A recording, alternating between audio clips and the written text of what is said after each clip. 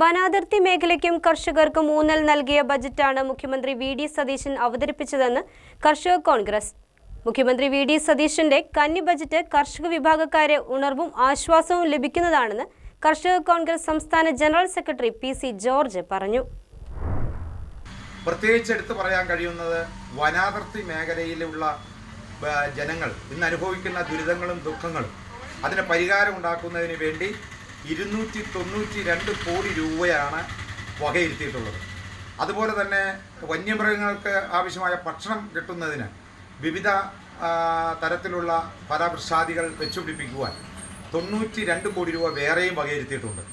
അതോടൊപ്പം തന്നെ കേരളത്തിലെ റബ്ബർ കർഷകർ ഏറെ നാൾ ആഗ്രഹിച്ച് പറഞ്ഞുകൊണ്ടിരുന്ന റബ്ബർ കർഷകരെ താങ്ങുവില ഉയർത്തണമെന്ന് പറഞ്ഞത് UDF സർക്കാരിൻ്റെ പ്രകടന പത്രികയിൽ 300 രൂപ വരെയാക്കും എന്ന് പറഞ്ഞതിൽ ഇപ്പോൾ 250 രൂപ താങ്ങുവില പ്രഖ്യാപിച്ചതും വളരെയേറെ സ്വാഗതാർഹമാണ്.